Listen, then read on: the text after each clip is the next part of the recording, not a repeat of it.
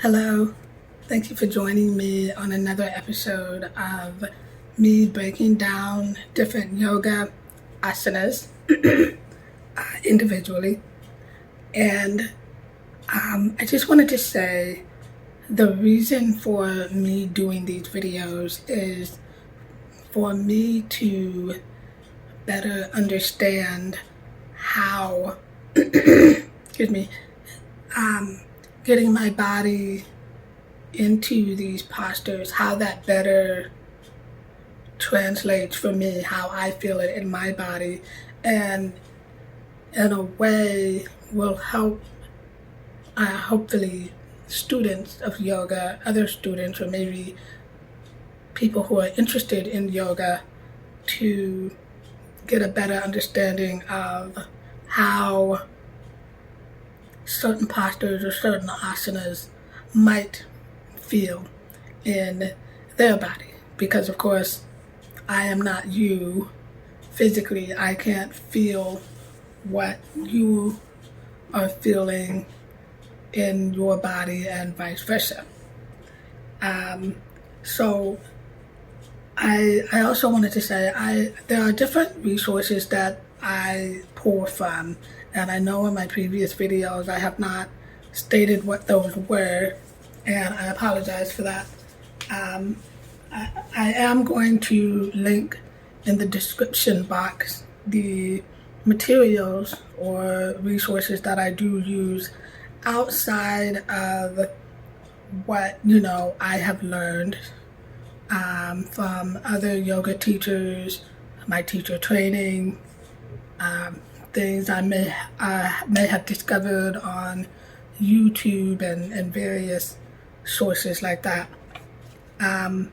So I really hope that these videos do help you, and if you have any suggestions, or maybe you were cued, I suppose is the word, into getting into an asana in a certain way, or maybe you understand it or you feel it differently, please comment below and let me know, and it will definitely help me with my awareness on how I can better translate something that is from a book to cueing someone into an asana position when I am teaching a class. And the other part of it is, they do say that when you learn something, sometimes it's better you get a better understanding of what it is you're learning when you can teach it. Or at the very least, if you read something and then you speak it out loud, and either you're telling yourself or you're doing a video or speaking to someone else, if you can break it down and make it more manageable and understanding, then they might be able to understand it. So if I can understand it, then hopefully I can make it so where you can understand it, if that makes sense. So to let you know, I am using a second edition of Yoga Anatomy by Leslie Kaminoff and Amy Matthews. This is one of the resources that I got in my yoga teacher training. Wonderful book. And again, if you're interested, please, I encourage you to seek out these resources for yourself. Read them, maybe borrow a book from the library if it has it. So I will say this book is very good about showing you the posture, the asana, breaking it down in Sanskrit so that you can speak it, or at least say the asana, the different muscle groups that are targeted in that asana. The skeletal joint action, muscular actions, notes. And on some of these, asanas, they do mention breathing. So if your body is going to be in a position such as the one we will go over shortly, which is Salabhasana, you're on your stomach. So your breathing would be constricted in a sense. And, you know, how best are you able to continue to breathe when you are in certain asanas such as that?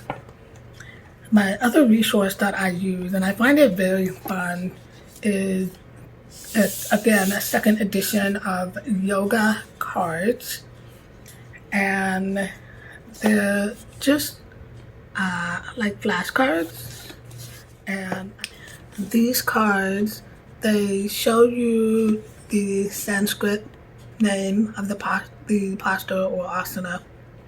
They break it down on how to say that asana.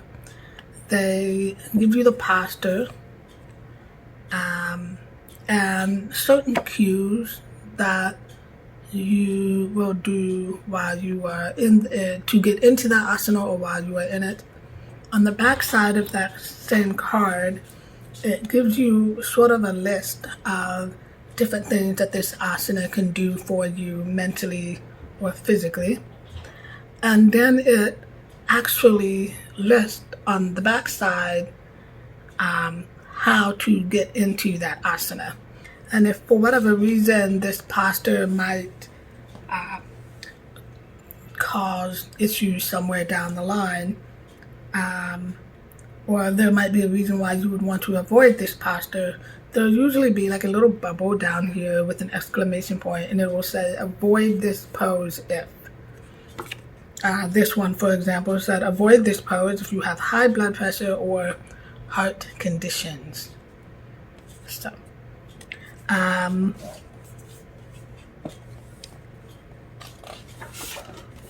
now that I will say, the bubble down here, this card says it, but this material, but when I go to this book, it does not mention anything about avoiding doing this posture because of whatever reason. So keep that in mind. Today's posture, we will be going over Salabhasana, which is also known as Locust pose. And according to this book here,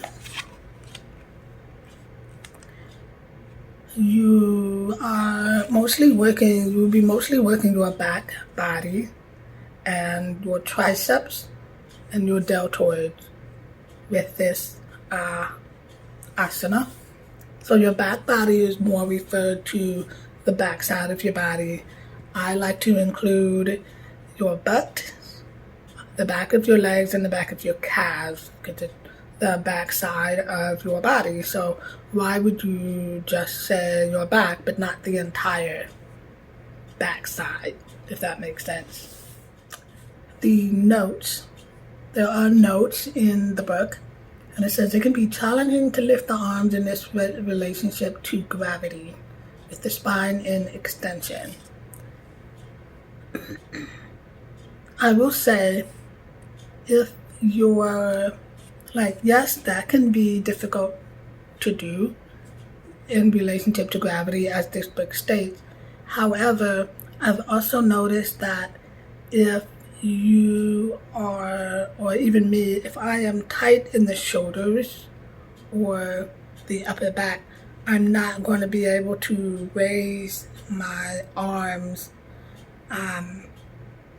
not without effort, up to where my ears are or straight up. I have to work a little bit to get it there.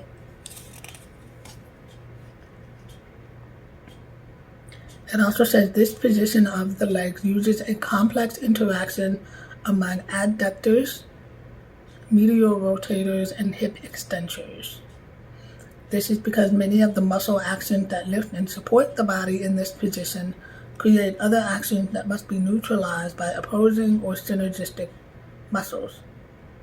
For example, because the gluteus maximus, a powerful hip extensor, also externally rotates the leg, so externally will be away from the body, it's preferable to use the hamstrings for hip extensions, and the hamstrings would be on the back of your legs. People will have different priorities or challenges depending on where they start and their pre-existing patterns of strength and weakness, as well as flexibility and tightness. I would think that is a given. And here it also says a small section on breathing, to rock or not to rock. And of course, this is where I had said some of these postures have a section on how to best breathe because your core or stomach area may be restricted or closed or other. And this one is to rock or not to rock. All of the weight of the body is brought to bear on the abdomen in this variation. While holding the pose for several breaths, the body rocks back and forth with the action of the diaphragm if the primary breathing pattern is belly breathing. And there are different types of breathing, which that can be covered in another episode. An interesting challenge is to keep from rocking, which necessitates a release in the thoracic structures and diaphragm, allowing the floor to push into the abdomen rather than the abdomen to push into the floor.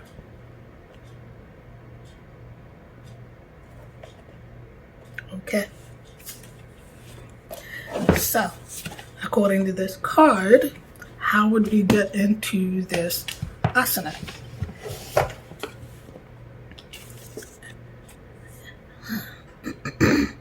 It says to lie on your stomach, separate your feet hip width apart, and bring your arms by your sides, palms up. Rest your forehead on the floor. Raise your head, chest, arms, and legs with an inhale.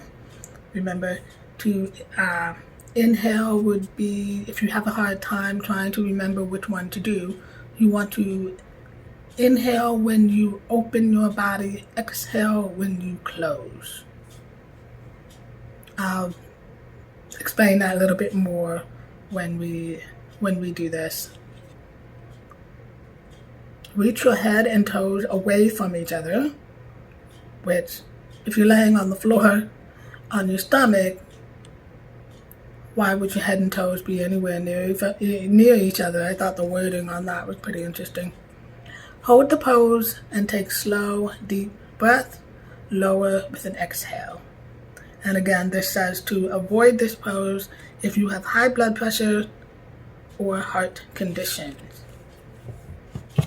Another thing I wanted to point out about, there is something different between these two. The card is showing that this posture, this person's arms were on the side and then they reach back and they're back, almost like an airplane pose.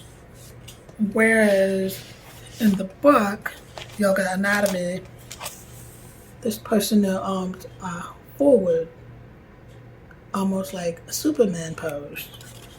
And, you know, there's nothing wrong with comparing these asanas to something that maybe you've already done before. If nothing else, it will help you better understand, oh, okay, I know what this posture is, I can do this. And it's no different than the Sukhasana, easy seat. We pretty much all know what that is, even if you've never heard of Sukhasana or easy seat. So, good example. Now, let's get into this posture. So, the card was saying to lay on your stomach, on your abdomen, on your mat, and you will, the card was saying that you would need to have your arms by your side and your forehead on the mat like so. And then you would inhale. And because you're going to inhale on this, because you're kind of opening your chest up, you're bringing your legs up. So you would exhale. Inhale, you're going to bring your arms up, palms facing up. You're going to lift your legs or lift your feet off the floor. But it's not like I'm just going like this. I'm not doing that. You're going to actually use your hamstrings to lift your legs and your feet up off the floor. And you bring your heart up a little bit, bring your head up and your arms up for locust pose. And then exhale, come back down. The book is displaying it as more than likely they are probably either coming from this position and then bring your arms forward, or they are already down like this and bringing their arms forward. So, is that a difficult position to do? I don't feel like it was, but again, for me personally, that is not a difficult position to get into. Did I have some difficulties with breathing? Yes, a little bit, only because I'm trying to talk and demonstrate the asana at the same time. Modifications. Are there any modifications that could be done in this asana? I would say yes. However, you probably would not get the same benefits in your joints and muscles doing the modification in the same way the book is saying that you should. So, not that you should not do modifications. If it is absolutely difficult for you to do an asana the way you are cued to, or the way you are understanding something to be done, does not mean that you should do it. Do it in a way that is comfortable for you at the level that you are at. Meet yourself where you are at physically. Stay in that position and breathe. That's what yoga is about. Partly, stay in that position and breathe. So, I would say a possible modification that you could do is, suppose you maybe you don't have the upper body strength to